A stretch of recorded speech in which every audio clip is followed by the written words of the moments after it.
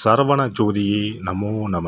வாழ்க வையகம், வாழ்க வளமுடன். அனைத்து தமிழ் நெஞ்சங்களுக்கும் கனிவான வணக்கங்கள். ஏதிலும் துடிப்புடன் செயல்படும் விருச்சிக ராசி அன்பர்களே, இதுவரை சத்ருஸ்தானமான 6ஆம் ராசியில் இருந்து வந்த குரு பகவான் சித்திரை மாதம் 18ஆம் நாள் முதல் களத்திரஸ்தானமான 7ஆம் வீட்டில் சஞ்சாரம் செய்ய இருக்கின்றார். களத்திரஸ்தானத்தில் இருக்கின்ற குரு தான் நின்ற ராசியில் இருந்து 5ஆம் பார்வையாக கன்னி ராசியான லாபஸ்தானத்தையும், 7ஆம் பார்வையாக விருச்சிக ராசியான ராசிஸ்தானத்தையும், 9ஆம் பார்வையாக மகர ராசியான சகோதரஸ்தானத்தையும் பார்வையிட இருக்கின்றார். குரு பகவான் 5ஆம் பார்வையாக லாபஸ்தானத்தை பார்ப்பதால் தொழில் சார்ந்த துறைகளில் பொறுப்புகளும் அதிகாரங்களும் மேம்படும், சேமிப்புகளை மேம்படுத்துவதற்கான வாய்ப்புகள் உண்டாகும். மூத்த உடன்பிறப்புகள் ஆதரவாக இருப்பார்கள். சமூக பணிகளில் மேன்மை உண்டாகும். இணையம் தொடர்பான துறைகளில் திறமைகளை வெளிப்படுத்துவீர்கள். குரு பகவான் 7ஆம் பார்வையாக ராசிஸ்தானத்தை பார்ப்பதால் மனதளவில் இருந்து வந்த குழப்பங்கள் நீங்கி தெளிவு ஏற்படும். தோற்றப்பொழிவில் மாற்றம் உண்டாகும். பெருந்தன்மையான செயல்பாடுகளால் மதிப்புகள் உயரும்.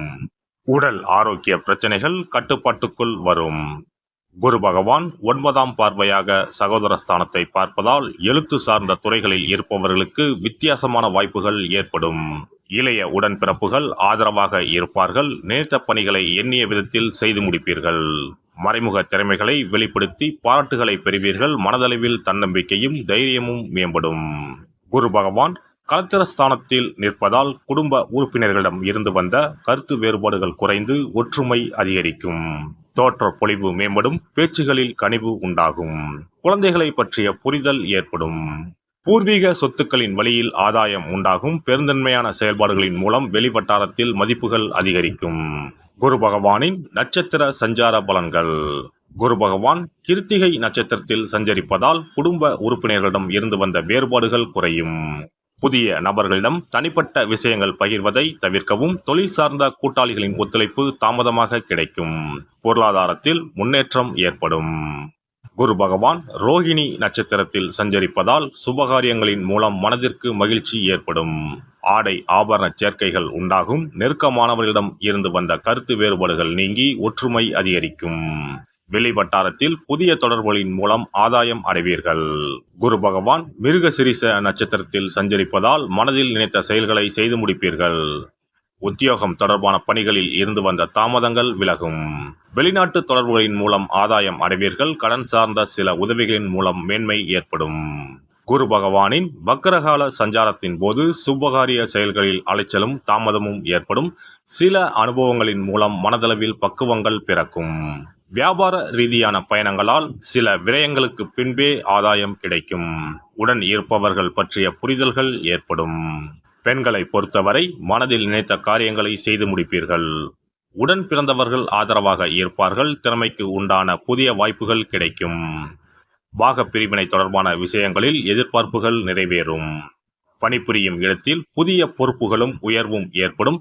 வாழ்க்கை துணைவர் வழியில் ஆதரவு கிடைக்கப் பெறுவீர்கள். மாணவர்கள் தனிப்பட்ட திறமைகளை வெளிப்படுத்தி பாராட்டுகளை பெறுவீர்கள். கட்டுரை மற்றும் இலக்கியம் சார்ந்த பிரிவுகளில் ஆர்வம் உண்டாகும். நண்பர்களின் ஒத்துழைப்பால் நல்ல மதிப்பெண்களை பெறுவீர்கள். உயர்நிலை கல்வியில் புரிதலும் தெளிவும் ஏற்படும்.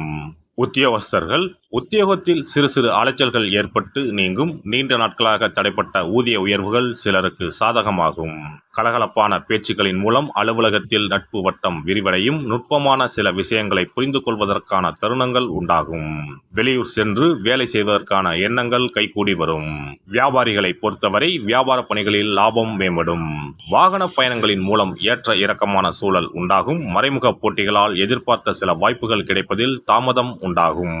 பொருட்களின் தேக்கம் உண்டானாலும் லாபங்களில் குறைவு ஏற்படாது. வேலையாட்களின் ஆதரவு மனதிற்கு திருப்தியை கொடுக்கும். கலைத்துறையில் இருப்பவர்களுக்கு தெளிவும் புத்துணர்ச்சியும் ஏற்படும். திறமைக்கு உண்டான மதிப்புகள் கிடைக்கும்.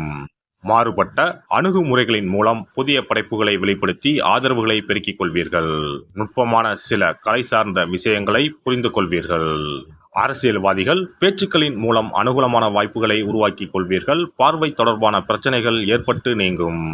கட்சி நிமித்தமான பயணங்களால் புதிய வாய்ப்புகள் உண்டாகும். சில எதிர்ப்புகளால் நினைத்த பணிகளில் தாமதம் உண்டாகும். நடைபெற இருக்கின்ற குரு பெயர்ச்சியில் முயற்சிக்கு ஏற்ப புதிய வாய்ப்புகளும் சிந்தனைகளில் தெளிவும் ஒத்துழைப்பான சூழல்களும் உண்டாகும். தம்பதிகளிடையே மனம் விட்டு பேசுவது புரிதலையும் அந்யோன்யத்தையும் ஏற்படுத்தும். தேவையற்ற விரயங்களை தவிர்க்கும். திங்கட்கிழமை தோறும் வில்வ இலையால் சிவபெருமானுக்கு அர்ச்சனை செய்து நல்லெண்ணெய் தீபம் ஏற்றி வழிபாடு செய்து வர தடைப்பட்ட சுபகாரியங்கள் யாவும் கைகூடி வரும். இனி குரு பகவானின் அருளை பெறுவதற்கு வியாழக்கிழமையில் எப்படி விரதம் இருக்க வேண்டும் என்பதனை பற்றி காண்போம்.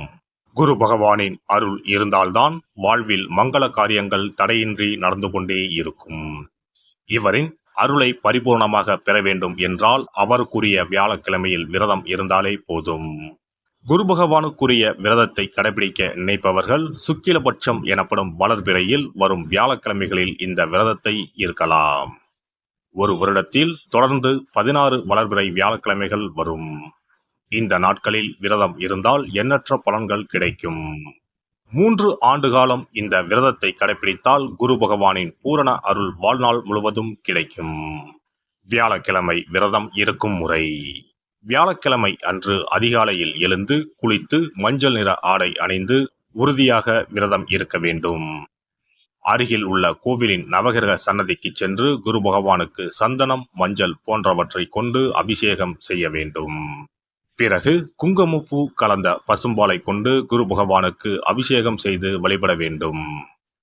மஞ்சள் நிற பூக்கள் சாற்றி மஞ்சள் நிற இனிப்புகளை நைவேத்தியம் செய்து வழிபட வேண்டும். மாலை நேரத்தில் மஞ்சள் நிற இனிப்புகள், ஆடைகள் போன்றவற்றை வறுமை நிலையில் இருப்பவர்களுக்கு தானமளிப்பது நல்லது. இரவில் உப்பு சேர்க்காத உணவை சமைத்து சாப்பிட்டு வியாழக்கிழமை விரதத்தை நிறைவு செய்யலாம். குரு பகவானை வழிபடும் முறை. குரு பகவானுக்கு தேங்காய் எண்ணெய், நல்லெண்ணெய், நெய் ஆகிய 3ஐயும் கலந்து விளக்கேற்ற வேண்டும். குரு பகவானுக்கு ஏற்றப்படும் விளக்குகளின் எண்ணிக்கை 11 அல்லது 21ஆக இருப்பது சிறந்தது. குரு பகவானுக்கு பிடித்த மலர்கள் முல்லை, மல்லிகை. ஆகையால் அவருக்கு முல்லை அல்லது மல்லிகை மாலையை அணிவித்து கொண்டை கடலையை படைத்து வழிபடுவது சிறந்தது. வியாழக்கிழமை தோறும் சிவன் கோவிலுக்கு சென்று குரு பகவானுக்கு அர்ச்சனை அல்லது கற்பூர ஆரத்தி செய்து வணங்கி வருவது நல்லது. ஆலயங்களில் நவகிரக மூர்த்திகளிடையே உள்ள குருவுக்கு வியாழன் அன்று கொண்டை கடலை மாலை சாற்றி முல்லைப்பூ, சாமந்திப்பூ மற்றும் மஞ்சள் நிற மலர்களால் அர்ச்சித்து வழிபடுவது நன்மை தரும். வியாழக்கிழமை தோறும் கொண்டை கடலை, சுண்டல், மஞ்சள் வாழைப்பழம், தேன், சர்க்கரை, கற்கண்டு மற்றும் இதர இனிப்பு பொருட்கள் இவற்றில் ஏதேனும் ஒன்றை நைவேத்தியமாக படைத்து வழிபட வேண்டும். குரு பகவானுக்குரிய வளர்பிறை வியாழக்கிழமை விரதத்தை முறையாக மேற்கொள்பவர்களுக்கு வாழ்வில் பல யோகங்கள் ஏற்படும். சரியான காலத்தில் திருமணம் நடக்கும். ஜாதகத்தில் குரு கிரக தோஷம் இருப்பவர்கள் இந்த விரதத்தை கடைபிடித்தால் தோஷங்கள் நீங்கும். தொழில் வியாபாரங்களில் சரியான வருமானம் இல்லாதவர்கள், குடும்ப பொருளாதார நிலை சிறப்பாக இல்லாதவர்கள் இந்த விரதத்தை மேற்கொள்வதால் குரு பகவானின் அருள் கிடைக்கப் பெற்று தொழில் வியாபாரங்களில் செல்வ வளம் பெருகும்.